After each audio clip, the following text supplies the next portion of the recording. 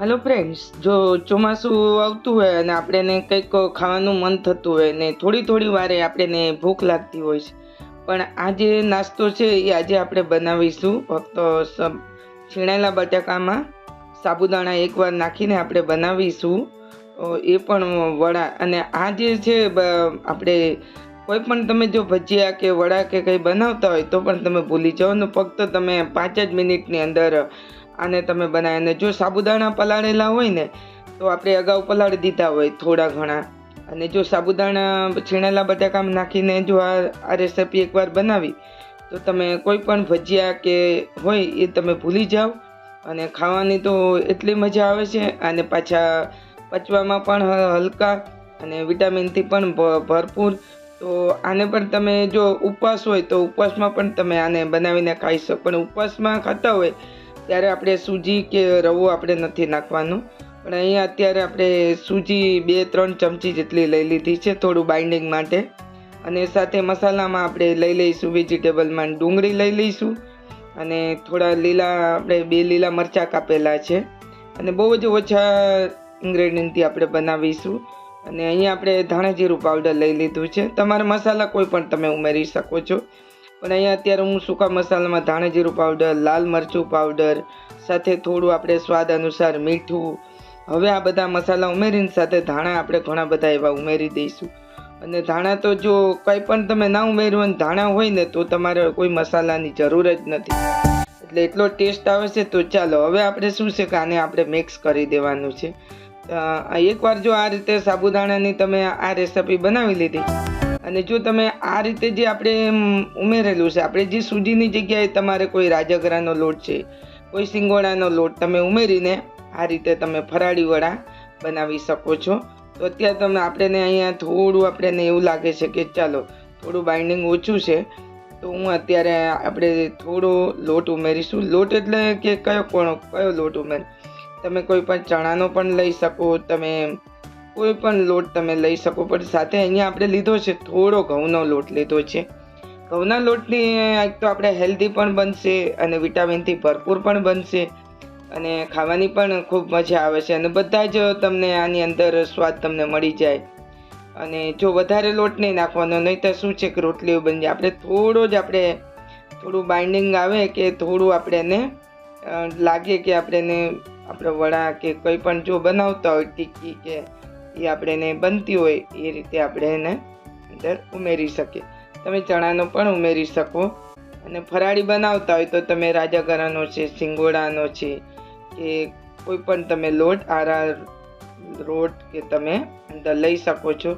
તો હવે આપણે થોડું પોષણ લેતા જઈશું. તો અહીંયા મેં ઘણું બધું એવું લીધેલું છે, અને થોડું વધારે લઈ આ રીતે ગોલ બનાવીને એને આ રીતે રાઉન્ડ કરી દઈશું, અને પછી એને આપણે આ રીતે થોડું આપણે ઉપર એને પ્રેસ કરી દઈશું, અને આ રીતે આપણે એના વડા ટાઈપ આપણે એનો આકાર આપીશું.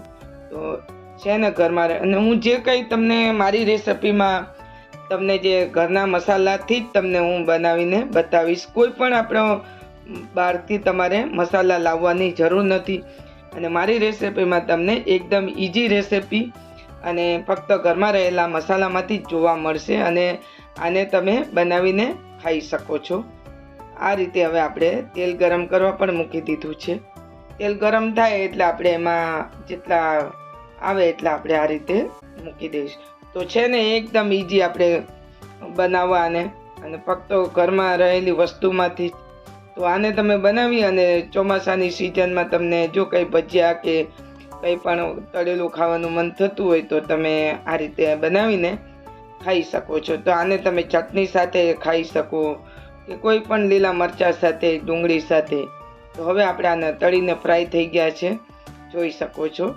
તો આને તમારે ધીમા તાપે તમારે તેલ પર તમારે ફ્રાય કરવા. અને ફરી પાછી હું તમને જે બીજું આમાંથી જ તમને 2 રેસીપી તમને બનાવીને બતાવું છું. બીજી આપણે તળ્યા વગરની બતાવું છું. તો અહીંયા આપણે તવો કે તમે લોઢી કે તમે કોઈ પણ પેન લઈ શકો છો. તો થોડો લોટ ઘઉંનો લગાવી આપણે 1 ચમચીમાં આને બનાવીને તૈયાર કરીશું. તો અહીંયા ચમચી તેલ લીધું છે, અને આ રીતે આપણે હાથમાં લઈ અને એને થેપી અને ફરી પાછું આપણે બાજુ પર બીજી જગ્યા છે ત્યાં મૂકી દીધું. તો બે રીતે તમે આને બનાવી શકો છો. જો તમારે તળવો હોય તો તમે તળીને પણ બનાવી શકો છો, અને તમારે આ રીતે શેકીને બનાવવું હોય તો તમે એ રીતે શેકીને પણ બનાવો છો. તો બે રીતે આજે તમને મેં બતાવી છે. આની અંદર જો તમને કોઈ પણ જો તમારે તળેલું નથી ખાવું તો તમે આને આ રીતે વડા બનાવીને ખાઈ શકો છો. તો છે ને એક જ રેસિપીમાંથી આપણે આજે બે રીતે કઈ રીતે બનાવવી એ મેં તમને બનાવીને બતાવી છે. તો આવી રીતે પણ તમે ચટણી છે કે સોસ છે કે તમે ફરાળી ચટણી છે કે ધાણાની ચટણી બનાવી હોય તો પણ તમે એને ખાઈ શકો છો. તો તૈયાર છે આપણે આવી રીતે આપણે છીણેલા બટાકામાં એકવાર જો સાબુદાણા ઉમેરીને બનાવી તો તમે આને ગમે ત્યારે તમે બનાવીને ખાઈ શકો છો.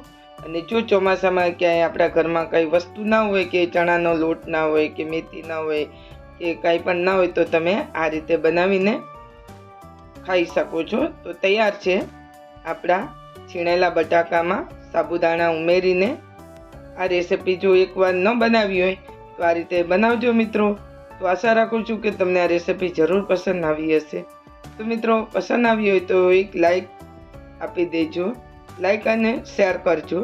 તો તૈયાર છે આપણા છીણેલા બટાકામાં સાબુદાણા ઉમેરીને બે રીતે બનાવેલી રેસિપી. ફરી મળીશું આપણે નવી રેસિપી લઈને. આવું ત્યાં સુધી મિત્રો